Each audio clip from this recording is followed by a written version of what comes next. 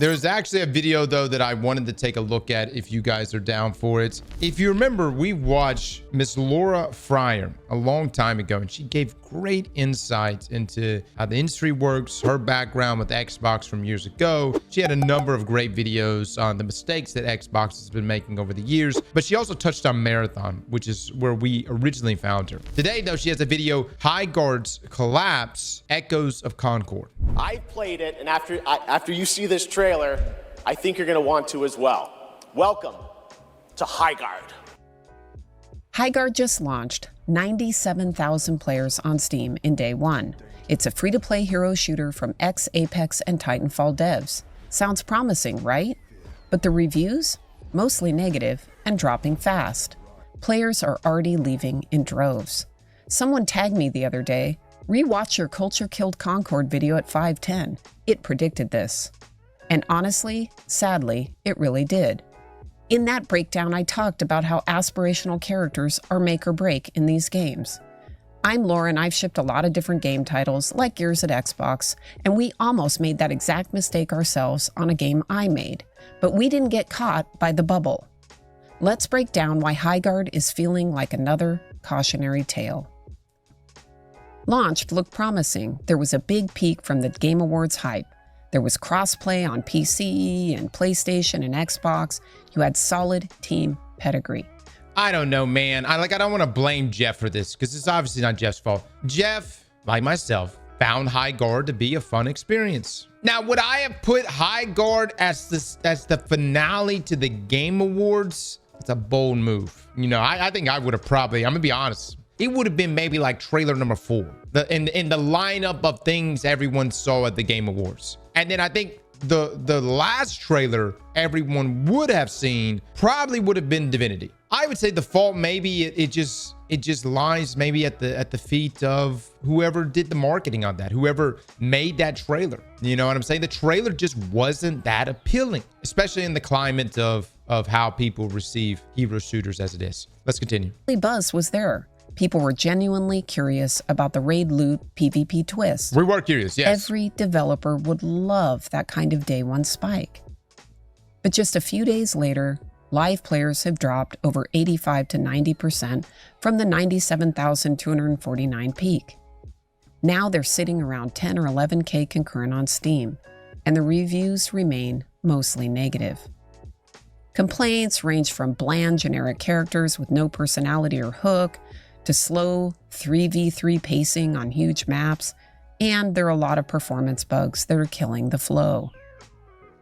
Look, free-to-play PvP is a crowded space. You have to keep players engaged because retention is revenue. Miss it? Game over. Characters. Creating inspirational characters that people want to play, this is really critical to the game. I know, because we had this exact problem on Gotham City Imposters. Let's get that blindfold off you. Welcome to Bats HQ, initiate. That was a clip from my Culture Killed Concord video. The Gotham team was extremely talented and had great pedigree too. This isn't easy to get right, but it's imperative with this kind of game. Players I've never played this game. Aspirational characters, heroes you crave to be, with style and vibe that hooks. Is this a good game, Chad? I've never played this. What is this guy wearing? I fucking loved Imposters. What kind of game was it? A multiplayer game? Like a PvP game? Yes, it's such a good game. Gotcha. Instantly. Concord missed it, and Highguard's TGA trailer echoed it. So how did this happen? Well, first you had massive hype from the Game Awards announcement. Jeff loved this game. He played it early and hyped it hard. But the grand finale spot amplified expectations. To give you some idea, he was so excited that he gave them the slot for free. For free, guys. This is not something Highguard developers or their marketing team even paid for. They didn't even ask you. Jeff was just so blown away by the game that he himself put it in that last slot for free. Look, man. Again, I liked Highguard. I don't know if I would have put it in the last slot, but I did like Highguard. I still don't think that Highguard is Concord, guys. Like Concord, there was a hero shooter with no ultimates. At least the characters look a little intriguing inside of Highguard. Inside of Concord, I don't have any idea what the inspiration was. Unfortunately, it appears that Jeff's opinion and gamers aren't aligned with regards to this game, and his help might have actually hurt them. This is a highly competitive game space. You need killer characters, great marketing hooks on day one, but having a hype machine, it can inflate those peaks and expose the flaws even faster.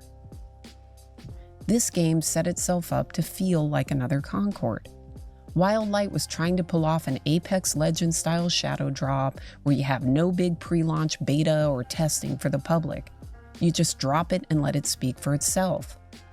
And the strategy worked magic for Apex back in 2019 because Respawn had around 300 people grinding out internal tests, and it was backed by EA's massive 9,500 employee machine.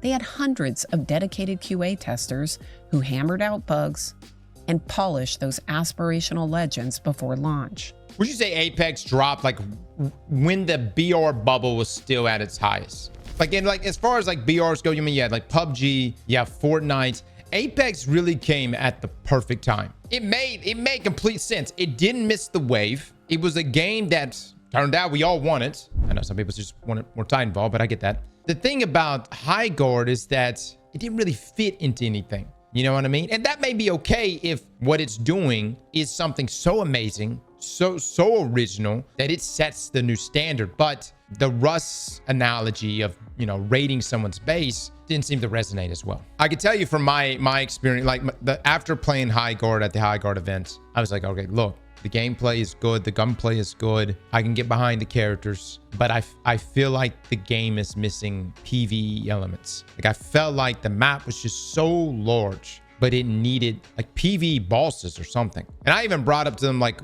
I know this would be a very difficult pivot at this point, but to me, Highguard seemed like potentially like a deadlock competitor. And if you could have, you know, made that map into a full-fledged MOBA, you've got your cast of heroes. Obviously, that's not something you could do overnight, and that would be a behemoth of a task. But that was all I could think about. Was like this, honestly, like I could see this being a pretty decent MOBA if they had time to flesh things out. And honestly, you can't shadow drop something like that. You have to do what Valve is doing with Deadlock. More eyes means more input, and that means issues like forgettable characters or performance hiccups get flagged and fixed.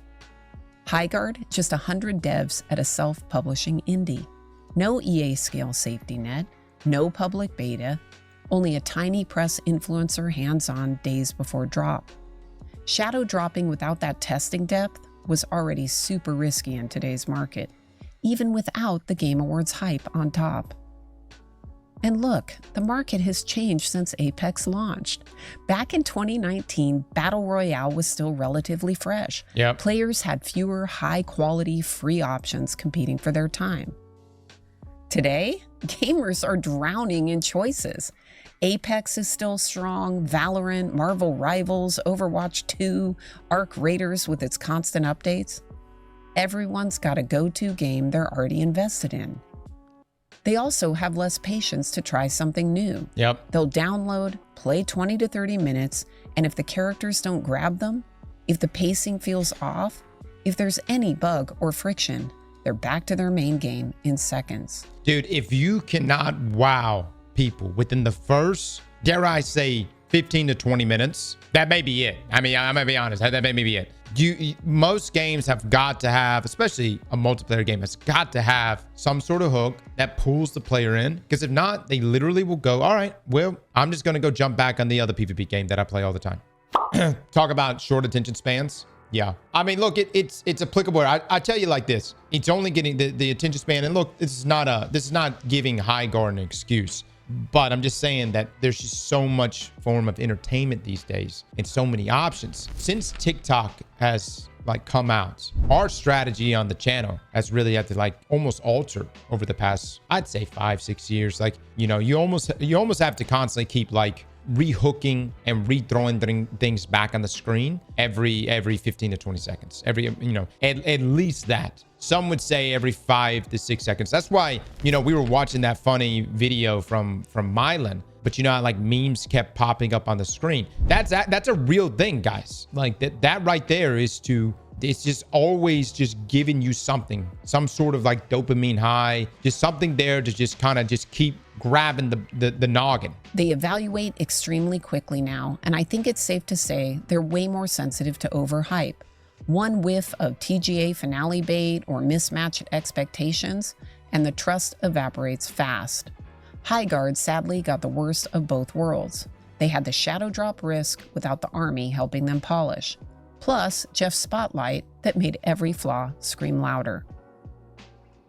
The biggest takeaway here is simple but powerful. You need to create a healthy feedback loop for your game, and you need it from everywhere. You need it internally from your team, externally from playtests or early access, and most importantly, from the actual players which will buy your game. Teams and even media can get into their own bubble. They get focused on the vision or the cool ideas, the internal wins. But players aren't in that bubble. They're the ones who decide if it resonates. They'll tell you straight up what works and what doesn't, often in the first few minutes. Yeah. If something doesn't click, whether it's the characters or the pacing or anything else, you have to believe them. Dude, one of the best things Arc Raiders did was just its continuous playtesting from the very beginning. And let me just say, I was one of the first ones in on their playtests. And where Arc Raiders was then to where it is now, it is a 9-day difference. The difference is that in Bork, they listened to all of the feedback. They took none of it personally. They understood that this is just part of the process. And it's not a slight at their creative talent when you say something is ass. Now, granted, you can't just be like, hey, this is ass. You got to do, you have to actually get proper feedback, right? But good developers will sift through that. They'll know, like, all right, what's behind this is ass? What is that state? What's behind that statement? And then make adjustments. You have to be willing to adapt. And that's hard, especially when you've poured years into it. Making a great game that we love to play internally, believing in that, and then releasing it and being malleable to have that open conversation with the audience and being able to adjust. With Concord, toxic culture made real feedback nearly impossible. For Highguard, we don't know the full story yet, but clearly there were red flags in the trailer and early gameplay that weren't addressed enough before ship. I personally don't think it was toxic culture with Highguard. I just think the vision was just not a strong one, guys. Like, when your analogy is, hey, our entire game mode is designed around base rating from Rust. I don't know. I mean, how many people will actually do that in Rust? I mean, I guess Rust is pretty popular, I suppose, but to design an entire game mode around that, I don't have that post you guys are talking about. Mods, get that post. Supposedly there's a post about one of the developers saying something. The good news? As a self-funded indie with private investment, they may have more runway and flexibility. They may have the time to listen, iterate, and pivot based on what players are actually saying. Mods, give me that link. I like talented teams, and they can absolutely come back stronger with updates, new content, or even a fresh direction if they stay open to the feedback loop. The lesson is universal. Listen early and often to the people who actually play. That's how you break out of the bubble and build something that lasts. Highguard is a live example of how fast things can shift in this space, but also a reminder that the story isn't over yet. That's my take. What do you think? Good video, Laura. Do we have that Twitter? There's a Twitter link. Where's the Twitter link of the Highguard developer making comments? All right, so reflecting on shipping my first game, Highguard. Apologies for the length. I've been wanting to say a lot of this for a while. The day leading to the Game Awards 2025 was amongst the most exciting of my life. After 2.5 years of passionately working on Highguard, we were ready to reveal it to the world. The future seemed bright. Everyone I knew who had any connection to the team or project had the same sentiments. This is lightning in a bottle. I trust this team wholeheartedly. If there's one project nobody in the industry is worried will fail, it's yours. This has mainstream hit written all over it. There's no way this will flop. I could play this game all day.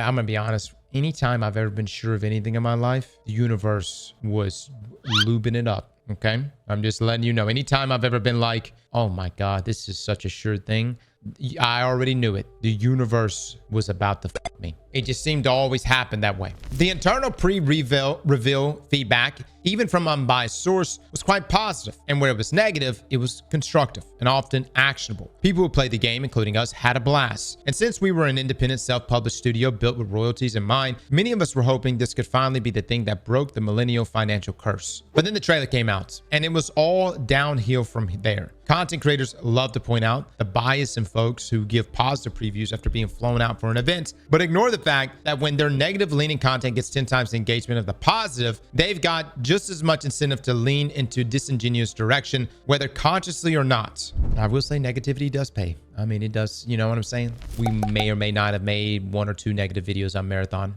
over the past year. But to be quite honest with you, they made it too easy. I mean, how can I not? How can I fucking not? How the hell are you gonna have me watch the live stream from Bungie and Joe and other Joe, and they're talking about stealing art, and not expect me to make something about that? You know what I'm coming from?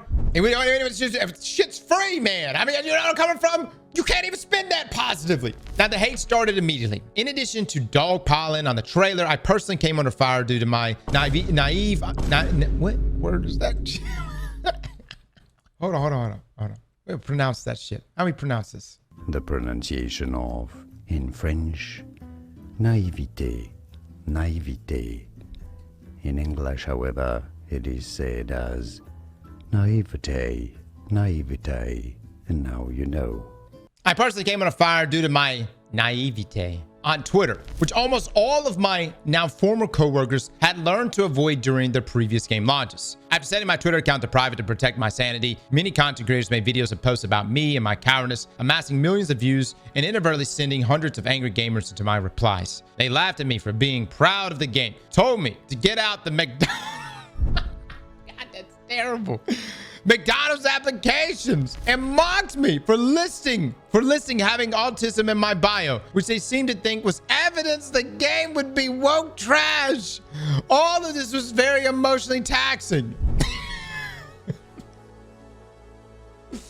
Look, man, as a streamer, we're just so callous to it, man. I mean, every time Destiny was dying, you fuckers would come in and just be like, hey, Cross, get the McDonald's application ready. Huh? The fries in the bag. Every time Destiny was on its way out, you fuckers would come in and be like, yeah, oh, better be hit up Publix right now. I will say this, though. I didn't know being autistic was equivalent of woke trash. How the fuck that happened? When did autistic people become woke? It's getting a little out of hand, fellas. You can't just slap woke on everything. There's much constructive criticism that can be and has been said about Highguard's trailer marketing and launch, but I don't think it's my place to commentate on that. I also don't think there's any way to know whether the launch would have fared better or worse without the massive spotlight that was thrown onto us in response to the Game Awards trailer placements, but we never got that chance. We were turned into a joke from minute one, largely due to false assumptions about a $1 million ad placement, which even prominent journalists soon began to state as fact. Within minutes, it was decided this game was dead on arrival, and creators now had free rage bait content for a month. Every one of our videos on social media got downvoted to hell. Comment sections were flooded with copy-paste meme phrases such as Concord 2 and Titanfall 3 died for this. At launch, we received over 14,000 review bombs from users with less than an hour of playtime. Many didn't even finish the required tutorial. Yeah, it really was like that. Yeah, honestly, I feel like the policy should be like, I don't know, at least an hour playtime or something like that. You know what I mean? Like, at least get to the tutorial. There were people with like 0.2 of an hour, 0.1 of an hour leaving reviews. In discussions online about Highguard, Concord, 2XKO and such, it is often pointed out by gamers that devs like to blame gamers for their failures. And that's silly, as if gamers have no power, but they do. A lot of it. I'm not saying our failure is purely the fault of gamer culture and that the game would have thrived without negative discourse, but it absolutely played a role. All products are at the whims of the consumers, and the consumers put absurd amounts of effort into slandering Highguard. and it worked. Many of Wildlight's former developers will now be forced to simulate back into the actual corporate industry many gamers accuse Wildlight of being a part of. Now, every time someone thinks about leaving the golden handcuffs behind in favor of making a new multiplayer game the indie way, they'll say, but remember how gamers didn't even give Wildlight a chance? Soon, if this pattern continues, all that will be left are corporations, at least in the multiplayer space. Innovation is on life support. Okay, I do have to say on that last part, a little bit of truth on that one. You know, these guys, it was not a big studio. It's not this huge corporation. I'm pretty sure it was employee owned. You know what I mean? They all had stakes in the company. They had a vision. The problem was the vision just didn't work out. Here's what I think should have been done post reveal of the Highguard trailer from the Game Awards show. It should have been at that moment where everyone said, okay, we have a potential disaster on our hands. We need to just hit early access. Hit early access, let people play the game, and just stay in early access for a year. But I think there was just this big belief that it was going to be Apex Legends big. And I gotta say, I also love like the idea of shadow dropping stuff, but just the world we live in, it's just risky. That's all. It's just really risky. Had they done like early access over a long period of time, they could have got feedback. I'm gonna be honest, I probably would have just been like, hey, turn this into a MOBA the entire time, which is exactly what I told them whenever we were there playtesting it ourselves, which didn't have a lot of timing. It was a week before launch. Everything was just really, really fast. It was just bam, bam, bam. That game was going to get shipped for whatever reason, no matter what, when it got shipped. And I just think it should have just stayed in early access for maybe a year or longer. Now, even if Highguard had a rocky launch, our independent self-published dev-led studio full of passionate people just trying to make a fun game with zero AI and zero corporate oversight deserve better than this. We deserve the bare minimum of not having our downfall be gleefully manifested. I wish the best of luck to the few who remain at Wildlight and hope Highguard could stay the course. I still believe in it, and so do the fans we've reached, who continue to champion it on the subreddit, Discord, Twitch, and social media. And even though this adventure has come to an abrupt and emotionally challenging close, I don't regret 1 second of it. All right, well, I think this is kind of blown up in this gentleman's face. All I could say this, and this is just coming from a guy who makes YouTube videos and streams to the internet. These fuckers can be toxic, man. Yeah, ain't no other way around it, man. That's all I'm gonna say. They could be toxic. The winds could shift. They could shift whatever way. Real quick. Real fucking quick. But here's the thing. They got money. You know what I'm saying? Even the toxic fuckers out there can spend money. And so you got to look at everyone as a potential customer. Everybody is a potential customer. I feel for the Highguard team. This is not some, you know, big corporate team. And I mean, these are individuals that had a vision, and sometimes just creatively, it doesn't work out. I think from a technical aspect, they did a lot of right things. I think I think Highguard is definitely not Concord, in a sense that Concord was just so uninspired. But I also feel like the one and only game mode they shipped, I mean, that was all you had. To me, it just seemed like it should have been a feature, but not the game mode, the only game mode. Slap that like button like your mama told you right.